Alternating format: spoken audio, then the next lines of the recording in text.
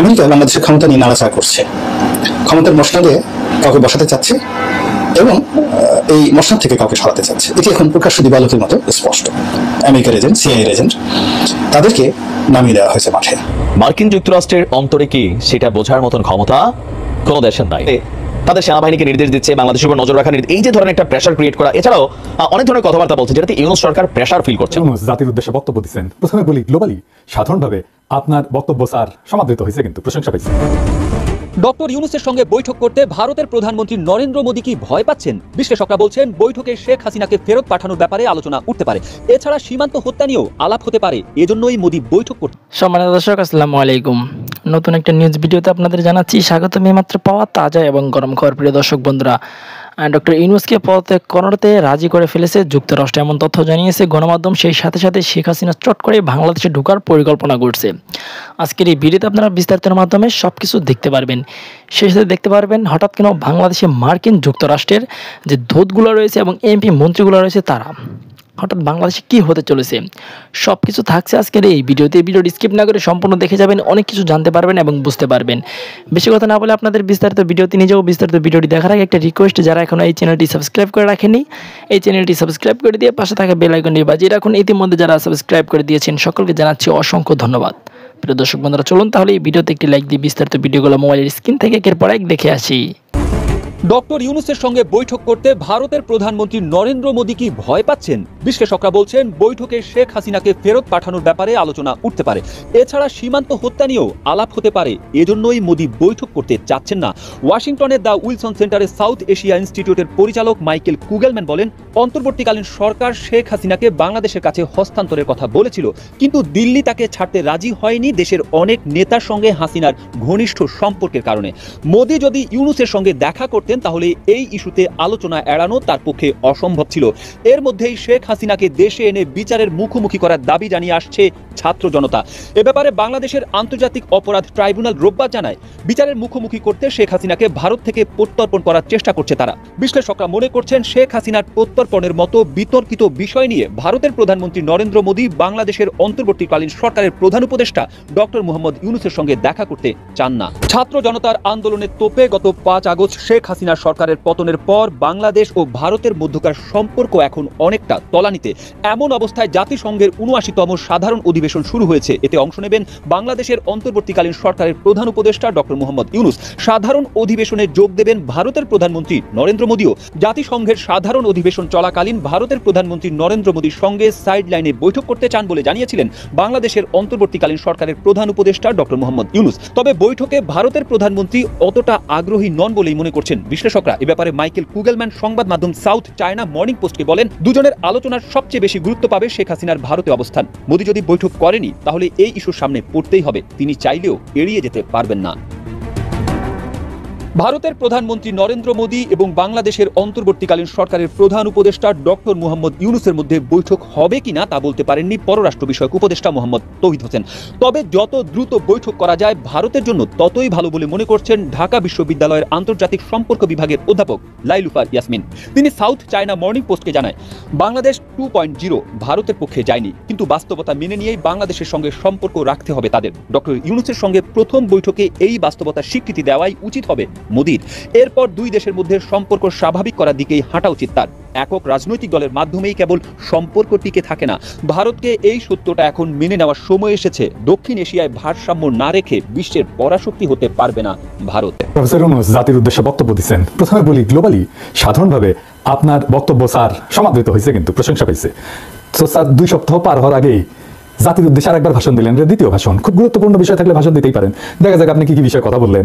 July August বিপ্লব নিয়ে শুরু করলেন, বললেন বন্যা নিয়ে, আনসারদের অবরোধ, পরোক্ষভাবে গার্মেন্টস, গণভবনকে জাদুঘর বানানো, 6টা বিশেষ কমিশন, আর কারে ভোট দেওয়া যাবে না, এই নিয়ে আপনার ব্যক্তিগত মতামতকে রাষ্ট্রের নামে চালাইলেন। কিন্তু পাইলাম না কয়েকটা গুরুত্বপূর্ণ বিষয়ের আলাপ, যেমন আন্দোলনের শহীদদের তালিকার কমিশন পাইলাম না চিকিৎসাধীনদের চিকিৎসার জন্য সুস্পষ্ট পদক্ষেপ, আন্দোলনের দৃষ্টিশক্তি হারানোদের সর্বোচ্চ চিকিৎসার পদক্ষেপ, পাইলাম না নিহতদের পরিবারের সহায়তা আর পঙ্গুত্ব বরণকারীদের জন্য পুনর্বাসনের কমিশন, পাইলাম না গত 17 বছরে স্বৈর শাসনের সকল বিষয়ে তদন্ত আর শ্বেতপত্রের কমিশন, পাইলাম না পাচার হওয়া অর্থ উদ্ধারের কমিশন, পাইলাম না প্রশাসন বিদেশি মিশন থেকে আওয়ামী প্রেতাত্মাদের অপসারণ কাজের অগ্রগতির খবর, তবে কিছু কিছু বিষয়ে আপনার অর্জন আর প্রচেষ্টা প্রশংসা করতে দ্বিধা নাই। সংযুক্ত আরব আমিরাতে স্বৈরাচার বিরোধী আন্দোলনে অংশগ্রহণ করিয়া কারাবরণকারী বাংলাদেশিদের মুক্ত করার জন্য আপনাকে ধন্যবাদ জানাতেই হবে। চায়না আর রাশিয়ার সাথে আমাদের ঋণের সুধার কমানো আর পরিশোধের সময় বাড়ানোর আলোচনার একটা ভালো পদক্ষেপ।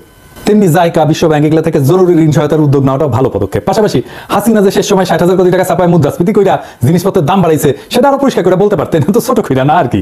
আপনি প্রাণ খুইলা সমালোচনা করতে বললেন বলেই বলতেছি। তবে আমরা বললাম আর আপনি শুনলেন কি শুনলেন না, এটা যদি ভিতরের মতলব হয় তাহলে কিন্তু বিষয়টা ভালো হইলো না। আমরা তো কিছু অ্যাকশন দেখতে চাই, তাই না? নাহলে কি আর করা, তাহলে ব্যবস্থা তো হবেই। তো কি করেন, আজ আমি শুধু ধরবো সংস্কারের জন্য করা 6টা কমিশন নিয়ে, বাকি বিষয়গুলো পরের এপিসোডে আলাপ করবো। যেহেতু বাংলাদেশ রাষ্ট্রের কাঠামোগুলো এখন গণস্বার্থ বিরোধী পক্ষগুলোর প্রভাবী প্রবল, সেহেতু আমি শুরু থেকে 3টা সতর্কবাণী উচ্চারণ করে রাখতেছি। কি কি? 1 নাম্বার, এই কমিশনগুলোকে তাদের উপর অর্পিত দায়িত্ব এবং কর্মগুলোকে অবশ্যই নির্ধারিত 3 মাসের মধ্যে সম্পন্ন করতে হবে। কোনো অজুহাত বা বিবেচনাতে 3 মাসের মেয়াদ বাড়ানো যাবে না। যারা পারবেন না, সংশ্লিষ্ট সেই কমিশন বা কমিশনগুলোকে অযোগ্য ঘোষণা করতে হবে। 2 নাম্বার, সংস্কার ভাবনার রূপরেখাও এরপরে 1 মাসের মধ্যে চূড়ান্ত করতে হবে। তাইলে আমরা ধরে নিতে পারি 2025 সালের জানুয়ারি মাসের মধ্যে এই সমস্ত কর্মকাণ্ড সম্পন্ন করে বাংলাদেশ তার পরবর্তী ধাপে পা রাখবে। 3 নাম্বার, 2014 সালের পর থেকে বাংলাদেশে জনপ্রতিনিধি নির্বাচন, সরকার গঠন, স্থানীয় সরকারের শাসক বাছাই, ব্যবসা বাণিজ্য এবং শিল্প মালিকদের সংস্থা এবং শ্রমিক কর্মচারীদের প্রতিনিধি নির্বাচন সহ ধর্মীয়, সামাজিক এবং সাংস্কৃতিক সংস্থার প্রতিনিধি নির্বাচনের লক্ষ্যে কোথাও কোনো একটা অবাধ, সুষ্ঠু, নিরপেক্ষ ভোটাভুটি হয় নাই। সেহেতু যত দ্রুত সম্ভব এদেশের মানুষকে নির্বাচন অর্থাৎ ভোটাভুটির যে আস্বাদ, এটা গ্রহণের অবারিত সুযোগ করে দিতে হবে। কিভাবে? সেই লক্ষ্যে নভেম্বর মাস থেকে সারা দেশে কলেজ, বিশ্ববিদ্যালয়গুলোর ছাত্র সংসদ নির্বাচন আয়োজন এবং অনুষ্ঠানের মাধ্যমে ভোটাভুটির চর্চাকে কেন্দ্র করে মহানন্দের রাজনীতি এবং সাংস্কৃতিক উৎসবে ভোটাধিকার বঞ্চিত সকল তরুণ তরুণী, যুবক যুবতীদের টাইনে আনতে হবে। আমাদের ভুলে গেলে চলবে না, দেশের জনসংখ্যার প্রায় অর্ধেক 32 থেকে 33 বছর বয়স পর্যন্ত যাদের বয়স, তারা এখনো একবারও অবাধে, সুষ্ঠু এবং নিরপেক্ষ পরিবেশে অনুষ্ঠিত কোনো নির্বাচনে ভোট দেওয়ার সুযোগ পায় নাই। সব সাধুকে সাবধান করে আমরা বলতে চাই, বাংলাদেশে জুলাই আগস্ট বিপ্লবের মাধ্যমে যে গণজাগরণ সৃষ্টি হয়েছে তাকে তুচ্ছ ভাবার স্পর্ধা দেখাবেন না।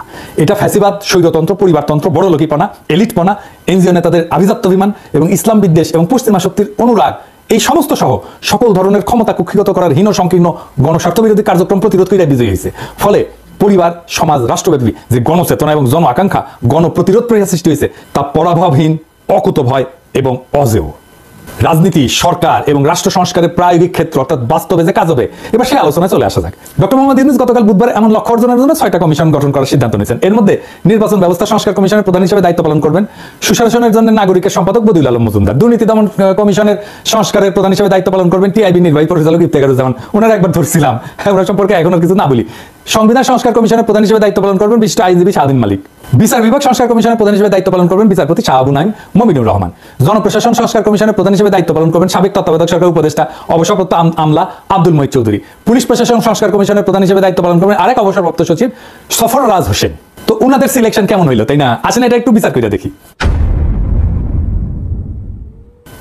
জনাব বদিউল আলম মজুমদার, জনাব ইফতেখারুজ্জামান এবং শাহিদুল মালিক, এই 3জন মূলত এনজিওজীবী মানুষ। এরা শিক্ষকতাও করছেন এবং মাঝে মধ্যে এখনো তা করেন। এদের সততা নিয়ে কোনো প্রশ্ন নাই, আমার নাই।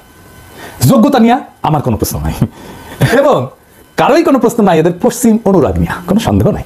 তাহলে এরা সৎ, এরা যোগ্য, কিন্তু এরা পশ্চিম অনুরাগী এবং এরা এনজিওজীবী, ঠিক তো?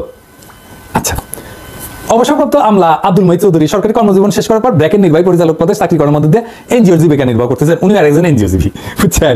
এনজিওগ্রাম সরকারের কমিশনেও এনজিওগ্রামী, এখনো তিনি বহুবিধ এনজিও পরিচালনার সাথে যুক্ত আছেন। এ ভদ্রলোকের সততা নিয়ে আমার কোনো প্রশ্ন নাই, যোগ্যতা এটা নিয়ে আমার কোনো প্রশ্ন নাই, পশ্চিমা অনুরাগ নিয়েও আমার কোনো প্রশ্ন নাই, এবং ধর্মপরায়ণতা নিয়েও আমার কোনো সন্দেহ নাই। বিচারপতি শাহ আবু নাঈম মমিনুর রহমান, ওনারা চেনেন কিনা জানি না। আমেরিকার 2জন গুরুত্বপূর্ণ কর্মকর্তা বাংলাদেশ সফর করেছেন। তারা যখন সফরে আসার ঘোষণা দিয়েছেন তখন থেকে আমাদের মধ্যে খুব জল্পনা কল্পনা আছে যে তারা কেন আসছেন, কি করবেন। এখন আমাদের হাতে মোটামুটি একটা কনফার্ম ইনফরমেশন আছে, অন্তত প্রকাশ্যে যেগুলো আছে সবকিছু তো আসলে আর প্রকাশিত হবে না। তো আমরা জানতে পেরেছি তারা কি বলেছেন, কি করেছেন, আমাদের দিক থেকে কি বলা হয়েছে। বলা বাহুল্য, এই সফরটা আরো বেশি আমাদের আগ্রহ তৈরি করেছে এবং অনেক স্পেকুলেশন তৈরি করেছে। কারণ এই 2জনের একজন ডোনাল্ড লু, যাকে আমরা খুব ভালো মতো চিনি, দীর্ঘদিন থেকে তিনি বাংলাদেশে আসছেন, বাংলাদেশ প্রসঙ্গে কথা বলছেন, কাজ করছেন। সেই ডোনাল্ড লু বাংলাদেশে আসার আগে ভারত হয়ে এসেছেন। ফলে এই প্রশ্নটা আমাদের মধ্যে আছে যে তিনি বাংলাদেশে আসার আগে কেন ভারত গেলেন। আরেকজন এসছেন তার সাথে এবার, তিনি হচ্ছেন রাজস্ব অর্থ দপ্তরের আন্তর্জাতিক অর্থায়ন বিষয়ক সহকারী আন্ডার সেক্রেটারি ব্রেন্ট নেইমান। 2জন বাংলাদেশে আসলেন। বাংলাদেশে এসে তারা 2জন মন্ত্রীর সাথে দেখা করেছেন। তাদের একজন হচ্ছেন মন্ত্রী বলে ঠিক না, উপদেষ্টা, পররাষ্ট্র উপদেষ্টা, অপরজন অর্থ উপদেষ্টা, এবং ডক্টর ইউনূসের সাথেও তারা বৈঠক করেছেন। তারা নিজস্ব কিছু মতামত দিয়েছেন। প্রথমে আমি একটু বলতে চাই যে ডোনাল্ড লু ভারত হয়ে যে আসলেন, ভারতে উনি কেন গিয়েছিলেন এটা একটু জেনে নেওয়া দরকার। তারপর আমার মনে হয় আমরা রিলেট করতে পারবো, কারণ অলরেডি নানা রকম তথ্য আমাদের পত্রপত্রিকায় এসছে ওয়াশিংটনের কূটনৈতিক সূত্রের বরাত দিয়ে, সেগুলো নিয়ে একটু কথা বলতে চাই। তার আগে ভারতে উনি কেন গেছেন সেই আলোচনা করা। আমি খোঁজ করার চেষ্টা করলাম লু ভারতে গিয়ে কার কার সাথে বসেছেন, কি কি করেছেন সেটা দেখার জন্য, কিন্তু আমি দেখলাম যে ভারতীয় পত্রপত্রিকায় মেইন স্ট্রিমে অ্যাটলিস্ট উনি যাবেন এই ধরনের নিউজ আছে, কিন্তু উনি কার কার সাথে বসেছেন, কি কি করেছেন, কার এসব নিয়ে খুব বিস্তারিত কোনো তথ্য নেই। আমাদের সামনে যে তথ্যটা আছে সেটা হলো আমেরিকা স্টেট ডিপার্টমেন্ট ডোনাল্ড লু এর সফর উপলক্ষে যে নোটিশটা দিয়েছে, সেখানে বলা হচ্ছে যে উনি নিউ দিল্লিতে যাচ্ছেন। এখানে ইন্ডিয়া আমেরিকার যে কোঅপারেশন আছে এর মধ্যে development to promote development security, women's economic security and India ideas summit hosted by US India business council. So এই জিনিসগুলো নিয়ে কাজ করবেন। আরেকটা জায়গায় উনি কাজ করতে চেষ্টা করবেন, সেটা বলা হচ্ছে 8th US India 2+2 ইন্টারসেশনাল ডায়ালগ। আমরা 2+2 একটা ডায়ালগের কথা জানি, যেটা মন্ত্রী পর্যায়ে হয়েছিল আমাদের নির্বাচনের কয়েক মাস আগে, ওটা হয়ে 2 মাস বা 3 মাস আগে, যেখানে আমেরিকার পররাষ্ট্র এবং প্রতিরক্ষা মন্ত্রী ভারতের পররাষ্ট্র এবং প্রতিরক্ষা মন্ত্রীর সাথে বসেছিলেন, এবং ধারণা করা হয় এবং আমাদের হাতে যথেষ্ট তথ্য এখন আছে মোটামুটি যে এই মিটিং এর সময় বাংলাদেশ সম্পর্কে আমেরিকাকে ম্যানেজ করেছিল ভারত, যাতে আমেরিকা শেখ হাসিনাকে ওই রকম তীব্র চাপ দেওয়া থেকে সরে আসে। যাক, এটা একটা 2+2। এখানে ডোনাল্ড লু থাকছেন এবং তাদের US principal deputy assistant secretary of defence for Indo Pacific security affairs Jedidiah P Royal, এবং ইন্ডিয়ার পক্ষে দুজন থাকবেন একই লেভেলের মানে অফিসার্স। তারা কারা এখানে আর আসেনি। তাদের বলা হচ্ছে ডায়ালগ কিছু অপরচুনিটি খুঁজে বের করবে যাতে তাদের বাইল্যাটারাল পার্টনারশিপ, ডিফেন্স কোঅপারেশন এবং ইন্দো প্যাসিফিক এবং তার ছাড়িয়েও তাদের বাইল্যাটারাল কোঅপারেশন এবং কোলাবোরেশন যাতে বাড়ানো যায়। তার মানে এখানে ডিফেন্স এবং ইন্দো প্যাসিফিক নিয়ে তাদের কথাবার্তা আছে। তার মানেটা হচ্ছে ডোনাল্ড লু এর এই যে ইন্ডিয়া সফর, এটা নির্ধারিত সফর। কারণ খুব স্বাভাবিক, ওনার মতো মানুষ যখন বাংলাদেশে আসছেন তার আরেকটা দেশে একটা কাজ আছে, সেটা উনি একসাথে অ্যাডজাস্ট করে এসছেন। ফলে খুব বেশি স্পেকুলেশনের সুযোগ আছে, অন্তত প্রকাশ্যে আমাদের মনে হয় না যে উনি ওখানে গিয়ে কেউ কেউ বলছেন উনি ভারতের ব্রিফ নিয়ে বাংলাদেশে আসছেন। না, রাদার অন্য কথাবার্তা বলা হচ্ছে। আমি দুটো পত্রিকার দুটো হেডলাইন পড়তে চাই। সমকালের হেডলাইন হচ্ছে ঢাকাকে বিরক্ত না করতে দিল্লিকে বার্তা দেবে যুক্তরাষ্ট্র, এবং প্রথম আলোর হেডলাইন হচ্ছে বাংলাদেশের সঙ্গে সহযোগিতার পথেই থাকুক ভারত, চায় যুক্তরাষ্ট্র। এই পর্যন্ত জেনে আমরা এখানে আবার ফিরে আসব আসলে আমেরিকা কি চাইতে পারে এবং ডোনাল্ড লু ভারতে কি করে থাকতে পারে এই প্রসঙ্গে, সেটা নিয়ে। তার আগে বাংলাদেশে এই দুজন কি করেছেন তার কিছু তথ্য যেগুলো আমাদের সামনে এসে হাজির হয়েছে। দুই উপদেষ্টার সাথে এবং আমাদের প্রধান উপদেষ্টার সাথে বসার পর তারা স্বাভাবিকভাবে যেটা হয়, তারা দুই দেশের যে বাইল্যাটারাল সম্পর্ক আছে সেগুলো নিয়ে কথা বলেছেন। বাংলাদেশের, আমি টোটালি বলছি, টোটালি যে বিষয়গুলো আলোচনা এসছে, আমাদের সাস্টেনেবল ডেভেলপমেন্টের কথা এসছে, জলবায়ু নিয়ে, জলবায়ু পরিবর্তন নিয়ে আলাপ করে সবসময় করেন, রোহিঙ্গা ইস্যু নিয়ে কথা হয়েছে, আমাদের সংস্কার নিয়ে কথা হয়েছে। আমরা যে সংস্কারের কথা বলছি অর্থনীতি সহ অন্যান্য ক্ষেত্রে, সেই সংস্কারের, এই টাফ সংস্কারের ক্ষেত্রে আমেরিকা বাংলাদেশের পাশে থাকতে চেয়েছে, এই আলাপগুলো হয়েছে।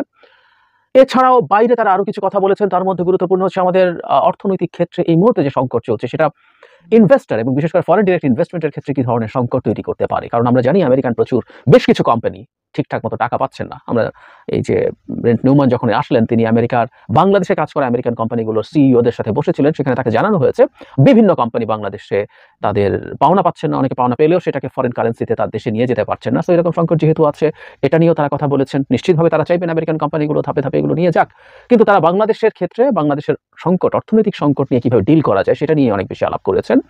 এবং আমরা এর মধ্যে জেনে গেছি ইউএসএআইডি বাংলাদেশকে অতিরিক্ত $20 কোটি দিচ্ছে, এবং শুধু সেটা না, ওয়ার্ল্ড ব্যাংক এডিবি মিলে $2.5 বিলিয়ন মতো খুব অল্প সময়ের মধ্যে দেবে, এই ধরনের কথাবার্তা এসছে। মানি লন্ডারিং এর কথা এসছে, বাংলাদেশের পক্ষ থেকে এই যে মানি লন্ডারিং হচ্ছে সেগুলো যাতে ফেরত পাওয়া যায় সেই ধরনের আলোচনা করার চেষ্টা করা হয়েছে। আমরা জানি যে এই সরকার প্রথম থেকেই এই ক্ষেত্রে কথা বলছে, এবং আমরা ধারণা করতে পারি যদি আমেরিকান সরকার খুবই আগ্রহী হয়, তার সাথে আরো অনেক দেশের সাথে তার খুব সরাসরি যোগাযোগ আছে, কানাডা, ব্রিটেন, অস্ট্রেলিয়া, নিউজিল্যান্ড, এসব দেশ। এবং আমেরিকা যদি চায় আসলে এই লন্ডার্ড মানির একটা অংশ ব্যাক করবে, তবে আমাদের এটুকু মনে রাখা দরকার যে এটা খুব রাতারাতি হওয়া সম্ভব না, কারণ ওইসব দেশ অনেকটাই রুল অফ লতে চলে। ফলে যেটা হবে, আইন এবং বিচারের প্রসেস দিয়ে এগুলো আসতে হবে। তবে তারা যদি আন্তরিক হয় এক্ষেত্রে নিশ্চয়ই কিছু হতে পারে। কিন্তু যে কথাটা জরুরি আমার কাছে মনে হয়েছে সেটা হলো যে অর্থনৈতিক ক্ষেত্রে বাংলাদেশে সাহায্য আসতে শুরু করা, এটার একটা বিরাট ইম্প্যাক্ট আছে। এবং আমরা ধারণা করতে পারি এটাই সম্ভবত কারণ ট্রেজারি ডিপার্টমেন্টের একজন এসেছেন, ডোনাল্ড লু আগেও এসেছেন স্টেট ডিপার্টমেন্টের, বহুবার এসেছেন, আমরা তাকে চিনি। কিন্তু ট্রেজারি ডিপার্টমেন্ট আসা, যদিও উনি নিজে সরাসরি কোনো গ্র্যান্ট বা লোনের কথা বলেননি, কিন্তু আমরা ধারণা করতে পারি যে এর মধ্যে এই আলোচনাগুলো প্রচুর হয়েছে। ফলে যখন ইউএসএআইডি বা অন্যরাও, আমরা জানি আমেরিকা এইসব আন্তর্জাতিক ঋণদান সংস্থাগুলোর সাথে তার খুবই ভালো যোগাযোগ আছে, এবং সত্যি বলতে এগুলোর মধ্যে পলিটিক্স আছে। ফলে বাংলাদেশ সামনে আরো অনেক বেশি লোন পেতে পারে, এটা আমরা ধারণা করে নিতেই পারি। এর মধ্যে আমরা বাংলাদেশ ব্যাংক গভর্নরের দিক থেকে আইএমএফ এর কাছে সাহায্য চাওয়ার কথা এসছে, এবং আমরা এটাও জানি জনাব হাসান এইচ মনসুর তার এন্টায়ার ক্যারিয়ার মূলত IMF এ কাজ করেছেন। ফলে বটম লাইন হচ্ছে বাংলাদেশ আমেরিকা থেকে এবং পশ্চিমাদের থেকে এবং এডিবি এশিয়ার হলেও এটা জাপানের খুব বড় প্রভাব আছে। ফলে জাপান আমেরিকার গুরুত্বপূর্ণ অ্যালাই হিসাবে নানা রকম প্রকল্পে আমাদেরকে সাহায্য আসবে, ঋণ আসবে। কেউ কেউ বলবেন যে আমার এই ঋণ কোন খাতে দেওয়া হচ্ছে। আসলে ঋণ যখন আসে বৈদেশিক মুদ্রায়, খাত ইম্পর্টেন্ট, কারণ আমি কোন খাতে পাবো সেটা আমার দেশের আলটিমেট উন্নতিতে কিভাবে হেল্প করবে সেটা আমরা দেখব।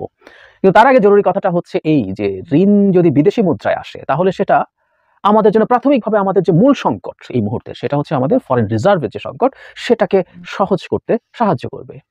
যে কোনো খাতেই টাকাটা আসুন, ধরলাম আমরা জলবায়ু খাতে যদি কথার কথা যদি কোনো ঋণ আসে, সেটা নিয়ে আমরা কতগুলো খাত তারা বলবে যেখানে আমরা খরচ করবো, হইতে পারে যে এটা আমাদের এই মুহূর্তে খুবই প্রায়োরিটি না, কিন্তু যে টাকাটা আমরা পাবো বিদেশি মুদ্রায় সেটা আমাদের রিজার্ভে চলে গেল এবং দেশের অভ্যন্তরে আমরা হয়তো বিরাট একটা অংশ, পুরোটা না হলেও বিরাট একটা অংশ আমরা আমাদের লোকাল কারেন্সিতে খরচ করতে পারবো, কিছু হয়তো আমদানি করতে হবে। সো এভাবে কিন্তু আমাদের রিজার্ভের উন্নতি হয়।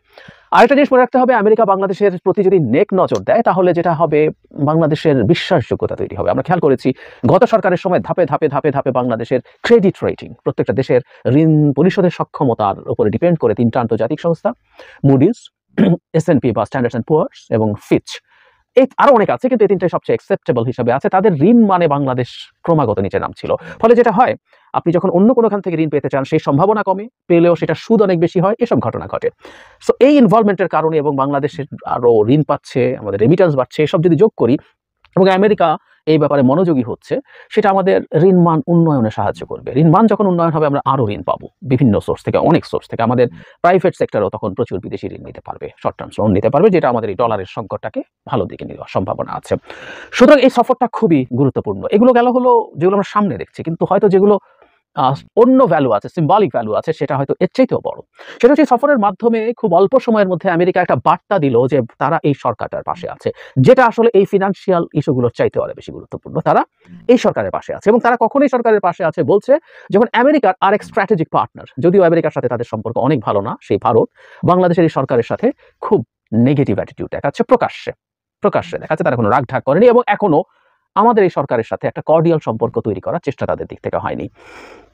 আমি আপনাদেরকে স্মরণ করিয়ে দিতে চাই, এটা নিয়ে আমি নিজেও ভিডিও করেছি, সেটা হলো ডক্টর ইউনূস চেয়েছিলেন জাতিসংঘের যে সাধারণ পরিষদের অধিবেশন আছে সেখানে গিয়ে সাইড লাইনে জনাব নরেন্দ্র মোদীর সাথে বসবেন, কিন্তু নরেন্দ্র মোদী সোফার এটা ডিনাই করেছেন বলে আমরা জানি। কারণ তাদের ক্ষোভ হচ্ছে ডক্টর ইউনূস PTI এর সাথে মানে একটা স্বাধীন রাষ্ট্রের প্রধানের মতো কেন কথা বললেন। যাই হোক, আমেরিকা এইরকম একটা প্রেক্ষাপটে বাংলাদেশের সরকারের পাশে দাঁড়িয়েছে এবং এটা আমি মনে করি ভারতে যখন গেছে, আবারও বলছি, যেখানে তাদের অনেকগুলো শিডিউল প্রোগ্রাম ছিল, কিন্তু ওখানে গিয়ে অনিবার্যভাবে বাংলাদেশ নিয়ে কথা হবে এবং হয়েছে বলে আমি মোটামুটি নিশ্চিত, আমরা যে কেউই সেটা ভাবতে পারি। এবং সেখানে এই না যে ভারতের ব্রিফিং নিয়ে এসে বাংলাদেশের সাথে কথা বলেছে, রাদার আমেরিকা তার নিজের ব্রিফ ভারতকে দিয়েছে। এটা মনে করার যৌক্তিক কারণ আছে যে আমেরিকা ভারতকে বলেছে, সমকাল এবং প্রথম আলোর যে হেডলাইন আমি পড়ে শুনিয়েছি, যে তোমাকে বাংলাদেশের সাথে সম্পর্ক স্বাভাবিকীকরণে আসতে হবে। এটা আমেরিকা করতে হবে, আমেরিকা করার চেষ্টা করে প্রয়োজনে চাপও দেবে ভারতকে। কারণটা খুব সোজা, সেটা হচ্ছে আমেরিকা তার স্বার্থেই আসলে এই অঞ্চলে আসে। আমেরিকা বাংলাদেশে নির্বাচন চেয়েছিল, আপনারা যারা আমাকে নিয়মিত শুনেছেন তারা জানেন নির্বাচনের আগে আমি বহুবার বলেছি আমেরিকার সাহায্য আমরা নিতে চাই আমাদের আন্দোলনটাকে শক্তিশালী করার জন্য, ওটার গতি বাড়ানোর জন্য, এবং আমেরিকা বাংলাদেশের গণতন্ত্র চায় তার স্বার্থে। সে চায় চায়নার নেতৃত্বাধীন একটা কর্তৃত্ববাদী ওয়ার্ল্ড অর্ডারের বিপরীতে আমেরিকা যদি তার হেজিমনি ধরে রাখতে হয় তাহলে তাকে গণতন্ত্র এক্সপোর্ট করতে হবে। এক্সপোর্ট শব্দটা অনেকেই বলেন এবং ক্রিটিক করেন, কিন্তু আমি সেদিকে যাচ্ছি না। ফলে আমেরিকা তার মতো করেই চায় যে বাংলাদেশ এভাবে থাকুক, এটা তার সাথে থাকুক, এবং বাংলাদেশ ইন্দো প্যাসিফিক স্ট্র্যাটেজির একটা গুরুত্বপূর্ণ পার্ট। বে অফ বেঙ্গলের যে জায়গায় আমাদের অবস্থান, সেই অবস্থানকে বিবেচনা করলে আমেরিকার খুবই গুরুত্বপূর্ণ অ্যালাই বাংলাদেশ হতে পারে। একই সাথে মিয়ানমারে যা হচ্ছে, আমেরিকা মিয়ানমারকে নিয়ে রীতিমতো বার্মা অ্যাক্ট পাস করেছে, অনেক কথা বলেছি আগে, আজ আর এটা ডিটেল বলছি না। সো আমেরিকার ওখানকার ইকুয়েশনেও বাংলাদেশ দরকার। এখন বাংলাদেশ ইন্ডিয়া দুই দেশই, আবার ইন্ডিয়াকে তার আরো বেশি দরকার। চায়না কন্টেইনমেন্টের জন্য তার যেমন ইন্দো প্যাসিফিক স্ট্র্যাটেজি এবং কোয়াড, ভারত তো কোয়াড নামের একটা সামরিক জোটের অংশ। ফলে ইন্ডিয়া লাগছে এবং বাংলাদেশ ইন্ডিয়া আবার আরো দুটো ক্ষেত্রে, ইন্ডিয়া নিশ্চিতভাবে আরো অনেক বড়, কিন্তু বাংলাদেশ ছোট হলেও দুটোই বাজার। বাংলাদেশে উঠতি মধ্যবিত্ত একটা বড় শ্রেণী, আর ভারতে তো এই সংখ্যাটা বহু বড়। সো তাদের প্রচুর পণ্য বিক্রির সুযোগ আছে, কনজিউমার গুডস বিভিন্ন কিছু বিক্রি করতে পারে, এবং দুটো দেশই মিলিটারি হার্ডওয়্যারের একটা পটেনশিয়াল কাস্টমার। বিশেষ করে ভারত তার মিলিটারি হার্ডওয়্যারের ডাইভার্সিফিকেশনের দিকে যাচ্ছে। তারা চোখ বন্ধ করে শুধুমাত্র রাসায়ন অস্ত্র কিনবে সব ক্ষেত্রে, সেই জায়গা থেকে যেহেতু সরে আসছে আমেরিকা, সেটাও বিরাট ব্যাপার। ফলে আমেরিকা এখন এই দুইটা দেশ পরস্পরের বৈরী থাকবে, সেটা তার জন্য খুব সুবিধাজনক নয়। আমাদের দুটো দেশ বৈরী ছিলই, মানে শেখ হাসিনার সময় যেটা ছিল অন্তত সরকারটা ভারতের স্লেভারি করে হলেও তারা অ্যালাইন্ড ছিল, কিন্তু এখন যেটা হয়েছে, আগেও দেশের জনগণ এবং এই রাষ্ট্র ভারতের তীব্র বিদ্বেষী ছিল, বিরোধী ছিল, এখনো তাই আছে, কিন্তু এখন প্রাপ্তি হচ্ছে এখন জনগণ আর আমাদের সরকার অ্যালাইন্ড হয়েছে, ফলে ভারতের সাথে দেশ এবং সরকার কারোই আসলে কোনো রকম ভালো সম্পর্ক নেই এবং সংঘাতের মতো পরিস্থিতি ভারতই তৈরি করেছে।